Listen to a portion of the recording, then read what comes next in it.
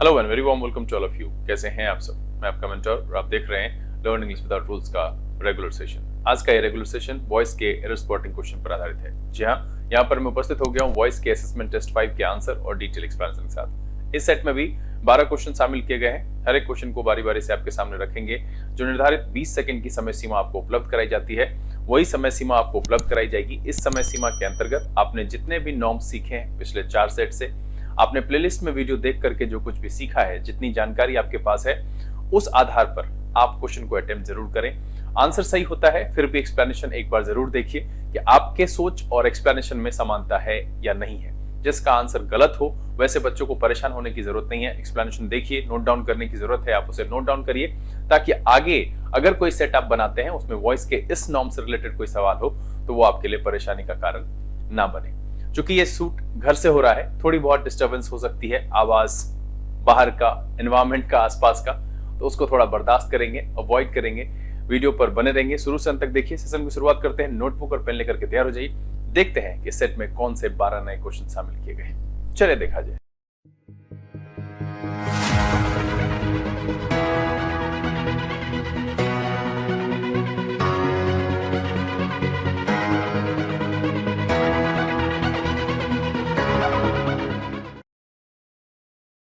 आइए हम आज के सेशन की शुरुआत करते हैं और इस सेट में मौजूद सभी 12 क्वेश्चन को बारी बारी से आपके सामने रखते हैं।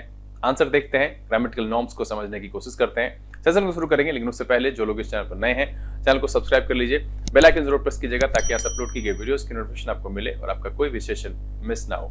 वीडियो को भगा करके नहीं देखिएगा, अदरवाइज ग्रामेटिकल नॉर्म छूटेगा, आपकी परेशानी हमेशा के लिए सेम रह जाएगी और फिर आप एरर स्पॉटिंग में ढंग से अटेम्प्ट नहीं कर पाएंगे, मतलब कॉन्फिडेंस के साथ अटेम्प्ट नहीं कर पाएंगे। दुविधाएं आपका पीछा नहीं छोड़ेगी। आज के सेशन में जो पहला सवाल लिया गया है वो आपके सामने आ चुका है और आपका समय शुरू होता है अब।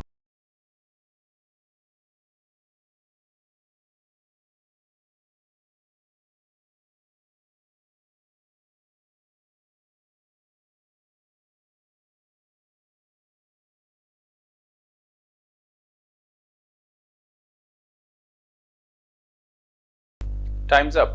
देखिए, थोड़ा लंबा सवाल है और सवाल को देखिए। कह रहा है to take such a politically aggressive line in Gandhi's right as a position leader, but that's different from helping create a situation where the supreme court finds itself as a defendant without a defence counsel in public court. अब देखिए कि यहां तक जो sentence है, अक्सर लंबे जो जितने भी एरर के क्वेश्चन दिए जाते हैं वहां कुछ ना कुछ हिस्सा, अगर वो जो है मल्टीपल एरर के क्वेश्चन नहीं है, एक ही एरर डिटेक्ट करना है, तो वहां पर जो कुछ हिस्सा होता है वो सही होता है, आपको उलझाने के लिए दिया जाता है, तो वहां पर परेशान नहीं होना है। नॉर्मल देख लेना है। To take such a politically aggressive line in Gandhi's right as a position leader, but that's different from helping create a situation with the supreme court finds itself as a defendant without a defence counsel in public court. बिल्कुल यहाँ पर कोई भी गड़बड़ी नहीं है और ये हिस्सा जो है हमारे लिए निरर्थक है। अब आगे हम देखते हैं, यहाँ पर जो भी सेंटेंस का पोर्शन है ऊपर में जो लिखा गया है, कोई भी गड़बड़ी इसमें नहीं है, ग्रामेटिकली ये ठीक है और एरर के वाले हिस्से से आप कहें तो कोई लेना देना नहीं है। आगे देखिए कि कांग्रेस यहाँ पर सब्जेक्ट के तौर पर लिखा गया है और ये सिंगुलर है, एक्चुअली डजंट लिखा, ठीक है। Doesn't have to agree with Naidu's decision, but if everyone knows how exactly the VP arrived at his decision, Congress will perforce be debated the merits of Naidu's rejection। अब यहां पर देखिए कांग्रेस फिर से जो है सब्जेक्ट के तौर पर लिखा गया है और जैसे ही सब्जेक्ट के तौर पर लिखा गया है तो इसका जो पैटर्न है वो आपका हो गया एक्टिव। आसानी से समझने वाली बात है कि एक्टिव पैटर्न हो गया। जैसे देखिए यहां पर will प्लस V1 लिखा गया है, एक सेंटेंस है, एक ही साथ यहां पर लिख दिया गया है, इसीलिए आप इसको नहीं पकड़ पाए होंगे। और अगर आपने पकड़ा है, आपने इसको डिटेक्ट किया है एरर को और आंसर सही किया है, तो मुझे लिख करके बताइएगा जरूर कि किन किन का सही हुआ, किन किन का गलत हुआ। क्या आप सोच पाए थे कि यहां पर ऐसा हो सकता है? देखिए, एक तो पहला हिस्सा ये है, दूसरा सेंटेंस इसी में एक साथ जोड़ करके लिख दिया गया है, उसी मॉडल वर्ब से बी और है डिबेटेड। अब इसको देखिएगा जरा कि पहले वाले में ये पैटर्न, ये मेरा सब्जेक्ट है, कांग्रेस इज सब्जेक्ट, जो सेंटेंस दिया हुआ उसमें वो सब्जेक्ट है। पैटर्न जो मेरे सेंटेंस का है वो एक्टिव है तो क्या यहां पर इस तरीके से लिखना सही है? ये जो फॉर्म है ना पास्ट पार्टिसिपल का, ये गलत है। एक्टिव पैटर्न में है तो यहां होना चाहिए V4। दैट्स व्हाई ये डिबेटेड ना होकर के यहां पर क्या हो जाएगा, डिबेटिंग, और तब जाकर के ये सेंटेंस सही होगा। देखिए यहां पर दो सेंटेंस को एक साथ दो बार एक ही सब्जेक्ट को ना लिखें, सेंटेंस को जो है अच्छे से रिप्रेजेंट कर पाए, उसके लिए ऐसा किया गया है। कांग्रेस विल परफॉर्स, दूसरा है Congress will be debating to merits of Naidu's rejection. तो यहां पर दोनों सेंटेंस को एक साथ मिलाकर रखा है। साथ में जब मेरा कांग्रेस सब्जेक्ट है तो उसी के पैटर्न को फॉलो करते हुए हम सेंटेंसेस को यहां क्रिएट करेंगे और रखेंगे। इसीलिए इस सवाल का जो जवाब है वो है आपका डी। मैं आप सबसे बिल्कुल ये बात कहूंगा कि आप मुझे लिख करके बताइएगा जरूर कि क्या आपकी सोच ऐसी रही। अगर आपका आंसर सही हुआ है तो क्या आप नहीं डिटेक्ट कर पाए एरर? परेशान नहीं होना है, लंबा सेंटेंस हो, क्वेश्चन लंबा हो जाता है, थोड़ी सी परेशानी होती है, बट धीरे धीरे जैसे जैसे आप न्यूज़पेपर पे आपकी पकड़ अच्छी हो जाएगी, आप एक इफिशिएंट रीडर हो जाएंगे, तो आपको इन सारी समस्याओं से भी छुटकारा मिल जाएगा और आप ढंग से सवाल बना पाएंगे। देखिए इस तरह के लंबे सवाल में जहां कहीं भी ये एरर स्पॉटिंग का क्वेश्चन आता है वहां पर चैप्टर जो है वो बताया नहीं जाता है। ये पहले से है कि आपको 10 क्वेश्चन दिया जाता है, तो ये नहीं कहा जाता है कि ये प्रोनाउन से रिलेटेड है, ये एडजेक्टिव से रिलेटेड है, ये प्रीपोजिशन से रिलेटेड है, वो आपको खुद समझना होता है। तो ये आपकी अपनी सूझबूझ है कि सेंटेंस का फॉर्मेशन किस आधार पर किया गया है, ये आपको देखना चाहिए। और वही चीज मैंने यहां पर किया। कोई ऐसा नहीं है कि ज्यादा जो है वो टफ ग्रामेटिकल नॉर्म यहां पर अप्लाई किया गया है। बिल्कुल नॉर्मल सी चीज है कि अगर आप ये समझ जाते कि सेंटेंस को लिखा कैसे गया है, सब्जेक्ट ओरिएंटेड है, ऑब्जेक्ट ओरिएंटेड है, क्या अप्लाई करना है, अगर आप इसको समझ जाएंगे तो बिल्कुल इस तरह के सवाल को आप बना पाएंगे। बताइएगा लिख करके जरूर कि क्या आपने क्या सोचा, आपने बनाया, कितने लोगों ने छोड़ दिया, लिख करके मुझे बताइएगा जरूर। चलिए अगला सवाल लिया जाए और आपका समय शुरू होता है अब।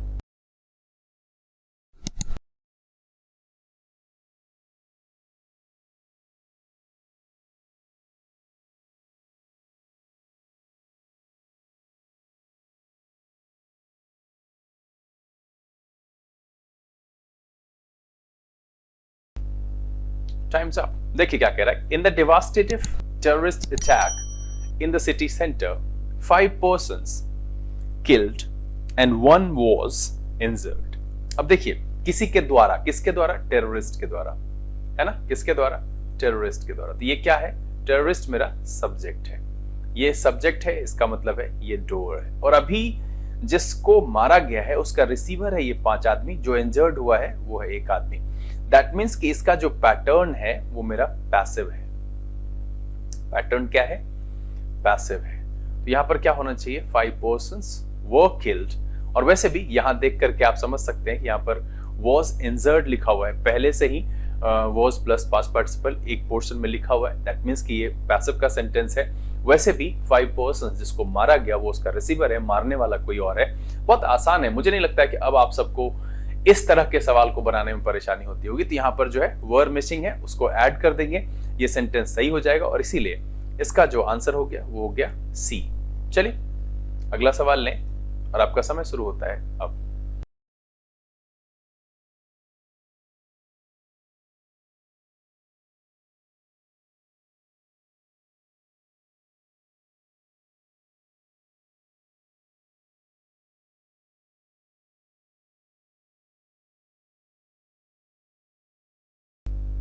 Times up.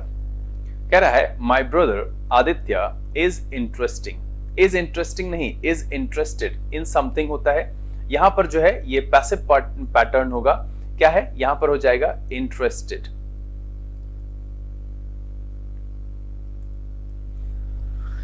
यहां सिंपल सा है, my brother Aditya is interested in purchasing the new smartphone since it has features unavailable in conventional phones these days. तो यहां पर सिंपल सा है कि इस तरह के सेंटेंसेस को नहीं लिख सकते, इस तरह का स्ट्रक्चर गलत है। आदित्य इज इंटरेस्टिंग नहीं, आई एम सरप्राइजिंग नहीं, I am surprised, I am impressed, Aditya is interested in purchasing. तो इस तरह के स्ट्रक्चर पैटर्न में ध्यान रखेंगे। सरप्राइज, इम्प्रेस, इंटरेस्ट, इस पर पहले भी काफी विस्तार से मैंने चर्चा की है।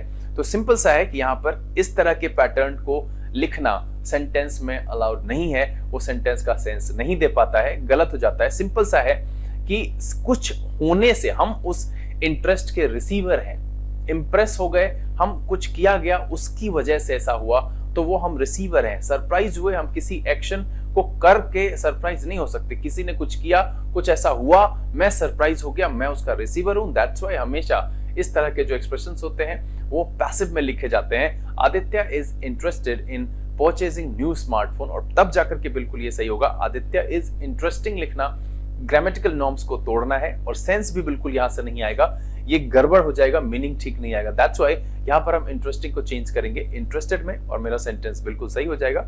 और इसीलिए इस सवाल का जो आंसर हो जाएगा वो हो जाएगा ए। देखिए, इस पर विस्तार से अगर आपको समझना है कि ऐसा क्यों हुआ, तो आप प्लेलिस्ट में चले जाइए। वहां पर वॉइस में जो प्लेलिस्ट है वॉइस का, उसमें सारा है, शुरू से लेकर के अंत तक हर एक ग्रामेटिकल नॉर्म्स को वहां पर मैंने समझाने की कोशिश की है। काफी विस्तार से मैंने बताया है कि किस तरह के सेंटेंसेस को हम पैसिव में कैसे बदलते हैं, पैसिव में आखिरकार बदलते क्यों हैं, उसकी क्या जरूरत है। इन सब चीज को विशेष तरीके से समझना है, एक एक बात पढ़नी है प्लेलिस्ट में। जरूर देखिए उस वीडियो को। चलिए अगला सवाल लिया जाए, और आपका समय शुरू होता है अब।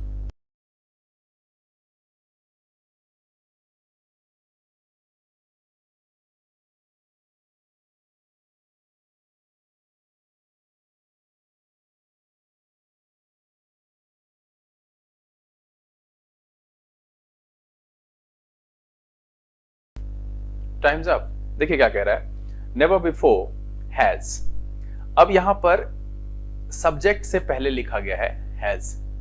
आपको कहीं ये कंफ्यूजन हो सकता है कि ये सेंटेंस जो है ये इंटरोगेटिव पैटर्न को फॉलो कर रहा है। ऐसा कुछ भी नहीं है। देखिए, जब कहीं पर भी एडवर्ब या एडवर्ब ऑफ प्लेस, इससे अगर हम सेंटेंस की शुरुआत करते हैं, पॉइंट बहुत इंपॉर्टेंट है, ध्यान रखिएगा कि जब कभी भी हम सेंटेंस की शुरुआत एडवर्ब से करें, एडवर्ब ऑफ प्लेस से करें, एडवर्ब ऑफ टाइम से करें, मतलब किसी भी प्रकार के एडवर्ब से करें, तो वहां पर उसके साथ हम हेल्पिंग वर्ब पहले लिखते हैं, तब सब्जेक्ट लिखते हैं। मतलब है इस केस में इन्वर्जन का प्रयोग किया जाता है। ठीक है, अगर हम एडवर्ब से सेंटेंस की शुरुआत करते हैं, वैसी परिस्थिति में इन्वर्जन का प्रयोग करते हैं। जैसे एक सेंटेंस है, outside the hotel were parked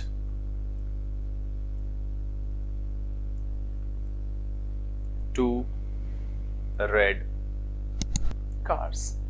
देखिए, चूंकि मैंने यहां पर एडवर्ब ऑफ प्लेस से सेंटेंस की शुरुआत की है, इसीलिए कभी भी हम सब्जेक्ट को उसके साथ नहीं लिख सकते हैं। एडवर्ब को क्वालिफाई वर्ब करता है, और उस परिस्थिति में हम इन्वर्जन का प्रयोग करते हैं।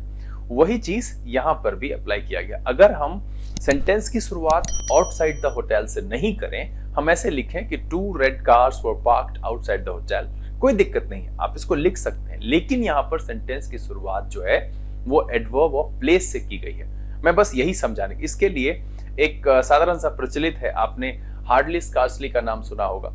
हार्डली स्कार्सली से आपने सेंटेंसेस सुने होंगे, उसके साथ भी आप देखिए कि हेल्पिंग वर्ब पहले लिखा जाता है। आपने नो सुनर सुना होगा, वहां पर भी डिड पहले लिखा जाता है और हैड पहले लिखा जाता है। मुझे लगता है कि शायद ये बात आपको पता होगी या नहीं थी, तो आप मुझे लिख करके बताइए कि ये बात आपको पहले से पता थी या नहीं थी, कि अगर किसी सेंटेंस की शुरुआत एडवर्ब ऑफ प्लेस से हुई है, एडवर्ब से हुई है, वैसे केस में हम इन्वर्जन का प्रयोग करते हैं। सब्जेक्ट से पहले वर्ब लिखा जाता है।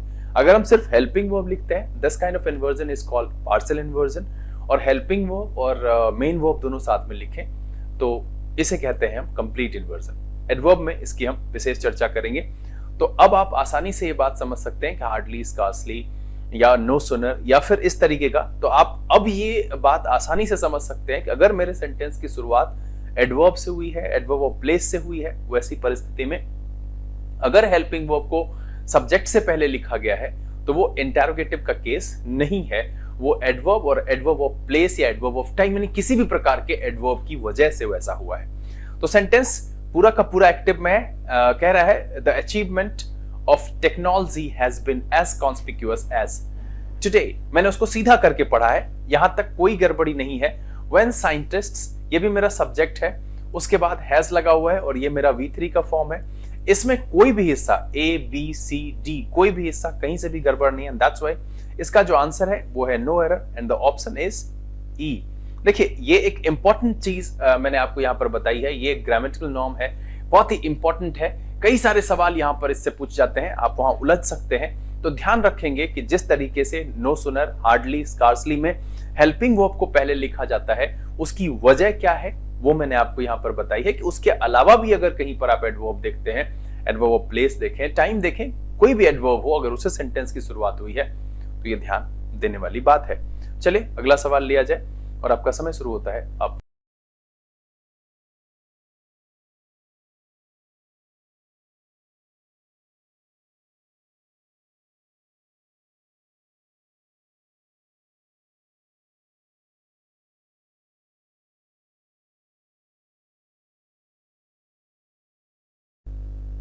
Times up. ये बड़ा ही आसान सा सवाल है, मैंने पहले भी इसकी चर्चा की है कि as a cricket player Brian Lara is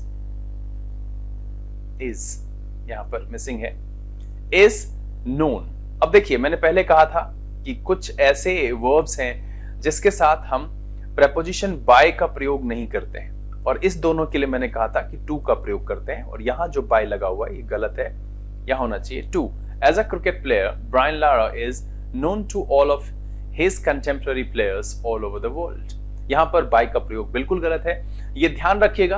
बहुत सारे बच्चे, विशेष करके मैं इरफान को यहाँ पर कहूंगा कि आपको चिंतित होने की जरूरत नहीं है। मैं इस एरर स्पॉटिंग का जो असाइनमेंट चल रहा है अभी 5वां सेट है, इसका 6ठा आएगा, और भी क्वेश्चन मैं कोशिश करता हूँ कि आपके लिए ऐड कर सकूं।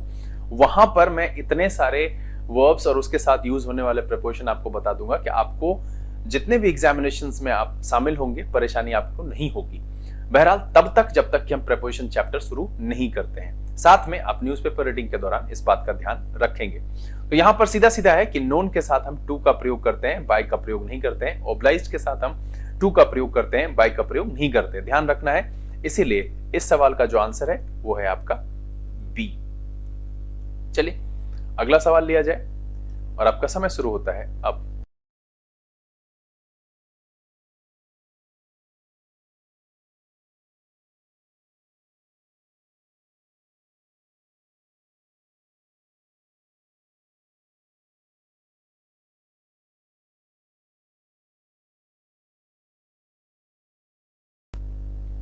Times up.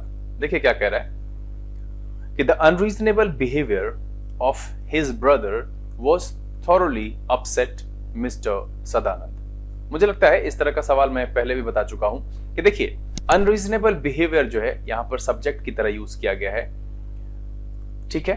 तो सेंटेंस का जो पैटर्न है वो मेरा एक्टिव है और उसमें ये प्रयोग करना बिल्कुल गलत है। यहां पर क्या होना चाहिए कि the unreasonable behaviour of his brother thoroughly upset mister Sadanand. बिल्कुल यहां से वॉज को अगर हम रिमूव कर दें, क्योंकि अनरीजनेबल बिहेवियर को जो है वो सब्जेक्ट के तौर पर एक इंफॉर्मेशन के तौर पर रखा गया है और सीधा सीधा कह रहा है कि अनरीजनेबल बिहेवियर ने जो है वो पूरी तरह से मिस्टर सदानंद को अपसेट किया, कि unreasonable behaviour of his brother thoroughly upset mister Sadanand, और तब जाकर के सेंटेंस बिल्कुल सही हो जाएगा। यहां पर वॉज का प्रयोग अनावश्यक है, सेंटेंस पैटर्न एक्टिव है, दैट्स व्हाई हम एक्टिव को फॉलो करेंगे, और इसीलिए जो इसका आंसर हो जाएगा वो हो जाएगा सी। चलिए अगला सवाल लिया जाए और आपका समय शुरू होता है अब।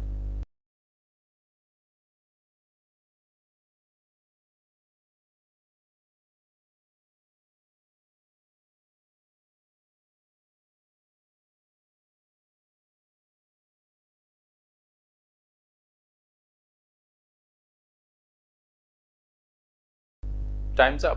देखिए क्या कह रहा है, based on the newspaper report we can say that many accidents caused by avoidance of traffic rules। अब देखिए कि जो एक्सीडेंट है उसका कारण ये है, और यहां पर जो है many accidents ये पैसिव का पैटर्न है। जी हाँ, ये मेरा ऑब्जेक्ट है, ठीक कह सकते हैं इसको। अगर आप सेंटेंस को सही लिखें तो avoidance of traffic rules caused many accidents, ये मेरा एक्चुअल सेंटेंस होगा। जब इसको हम पैसिव में लिखेंगे मेनी एक्सीडेंट्स, यहां पर होना चाहिए बी प्लस पास्ट पार्टिसिपल, यानी हम कॉज्ड से पहले अगर हम आर को जोड़ दें कि that many accidents are caused by avoidance of traffic rules, तब जाकर के बिल्कुल ये सही हो जाएगा, क्योंकि ये मेरा सेंटेंस जो है वो पैसिव में है। मैंने पहले ही कहा कि avoidance of traffic rules caused many accidents, इस तरीके का मेरा एक्टिव का सेंटेंस होगा। पैसिव में कन्वर्जन होगा तो हो जाएगा मेनी एक्सीडेंट्स आर कॉज्ड। और इसीलिए इस सवाल का जो जवाब हो जाएगा, इसका जो आंसर होगा वो हो जाएगा डी। कॉज्ड से पहले हमको आर जोड़ना पड़ेगा। सिंपल सा है कि based on the newspaper report we can say that many accidents are caused by avoidance of traffic rules. और इसीलिए इसका जो जवाब हो जाएगा वो हो जाएगा डी। चलिए अगला सवाल लिया जाए और आपका समय शुरू होता है अब।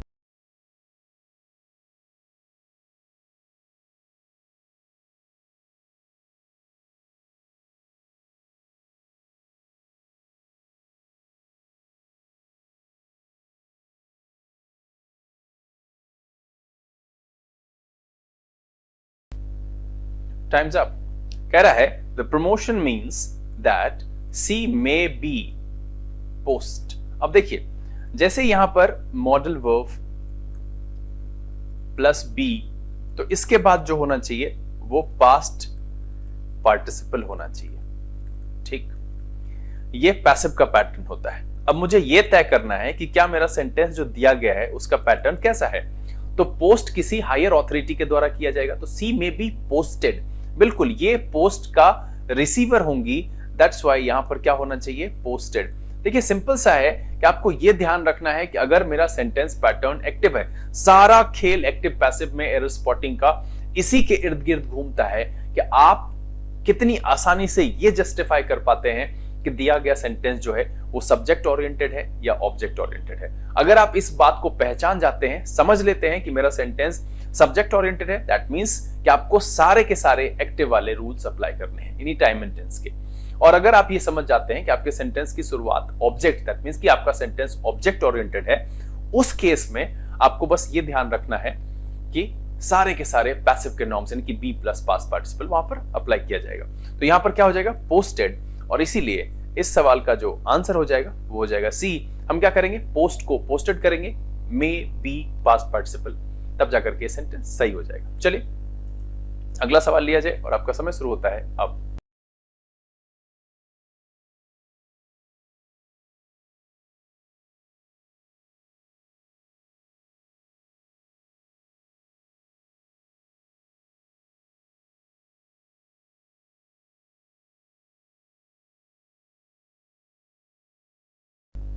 Times up. कह रहा है the quality of construction of building of Appya construction private limited was highly appreciable by most of his visitors. अब देखिए ये जो विजिटर्स हैं वो डोअर हैं, एप्रिसिएट करने के लिए ये डोअर हैं, और इसका रिसीवर कौन है, ये Appya construction. The quality of construction of building of Appya construction private limited was highly appreciated. ये एप्रिसिएबल नहीं, यहां पर होना चाहिए एप्रिसिएटेड। क्या होना चाहिए, एप्रिसिएटेड। और फिर से वही सेंटेंस का पैटर्न जो है पैसिव है। देखिए आसानी से हर सवाल में मैं यही समझ रहा हूं, मैं यही देख रहा हूं कि रिसीवर कौन है, डोअर कौन है, और उसके आधार पर हम सेंटेंसेस को कैसे क्रिएट करते हैं। मैंने पहले भी कहा, इससे जस्ट पहले वाले क्वेश्चन में मैंने आपको कहा कि आपको बस ये ध्यान रखना है, ये जरूर जांच करनी है कि आपका सेंटेंस का जो फॉर्मेशन है वो किस आधार पर किया गया है। तो यहां पर जो है एप्रिसिएटेड होना चाहिए by most of his visitors, और तब जाकर के बिल्कुल ये सही हो जाएगा। इसीलिए इस सवाल का जो जवाब है वो भी आपका हो गया C. The quality of construction of building of Appya construction private limited was highly appreciated by most of his visitors. चलिए अगला सवाल लिया जाए और आपका समय शुरू होता है अब।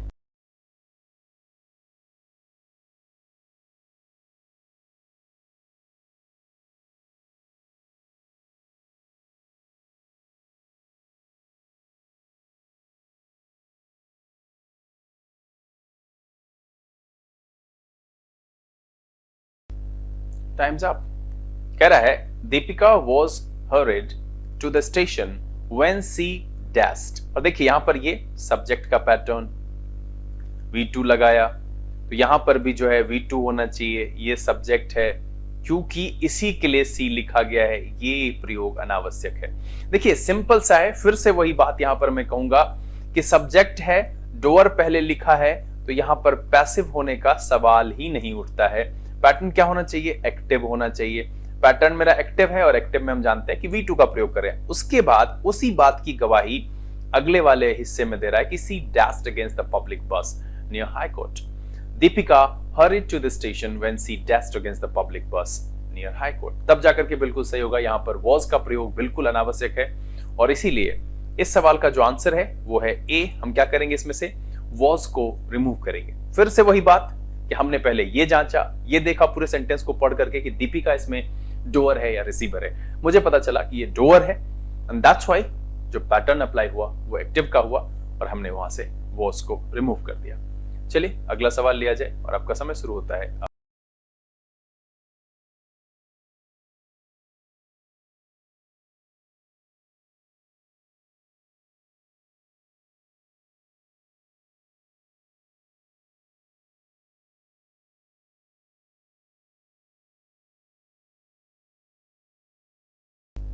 Times up. देखिए, inhabitants of my village can classify into two groups, namely the poor and the very poor. That means कि ये क्लासिफिकेशन किसी और के द्वारा किया जाएगा। जो मेरे गांव के निवासी हैं उनका क्लासिफिकेशन किया जा सकता है, ये सेंस कर रहा है। कोई अगर उसको क्लासिफाई करे तो किस ग्रुप में करेगा? सिर्फ दो ग्रुप में, poor and very poor.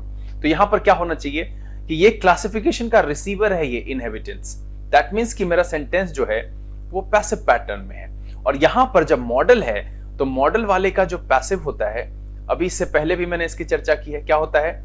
B plus इसमें modal verb plus be plus past participle. बस इस चीज का ध्यान रखना है कि अगर आपका पैसिव पैटर्न है तो ये अप्लाई करना है। तो यहां पर होना चाहिए be classified.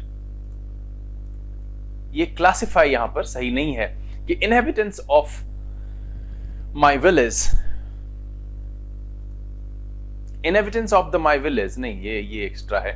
Inhabitants of my village can be classified into. अब देखिएगा कि यहां पर क्लासिफाइड इनटू, ये चीज ध्यान रखिएगा, क्लासिफाइड बाय नहीं है। यहां पर सेंस क्या है कि किसी ग्रुप में क्लासिफाई किया जा रहा है, दैट्स व्हाई वहां पर इनटू का प्रयोग किया गया है। इनहेबिटेंट्स ऑफ माई विलेज, यहां ये जो द है आप शुरू में लिख सकते हैं, the inhabitants of my village can be classified into only two groups, namely the poor and the very poor. तब जाकर के बिल्कुल सही होगा क्योंकि क्लासिफिकेशन का रिसीवर है। अब यहां पर ये प्रिंटिंग मिस्टेक है, इसको एरर में काउंट नहीं करेंगे। अगर आपने दोनों जगह पर एरर डिटेक्ट किया है, सही है। अगर आप ए को करके छोड़ दिए हैं तो फिर आप इतनी बड़ी भूल कैसे कर सकते हैं? ये ब्लंडर है कि आपने ये देखते हुए कि रिसीवर से सेंटेंस की शुरुआत हुई है और आप कैन क्लासिफाई करके संतुष्ट होकर के आगे बढ़ गए, तो ये गलत है। लेकिन अगर आपने दोनों डिटेक्ट किया है तो ठीक है। आप मुझे लिख करके बताइएगा कि आखिर आपने क्या किया था और क्यों गलती हुई है। तो यहां पर इस सवाल का जो जवाब हो जाएगा वो हो जाएगा आपका बी। क्या हो जाएगा? Can be classified into only two groups, namely the poor and the very poor. आज के सेशन का आखिरी सवाल लिया जाए और आपका समय शुरू होता है अब।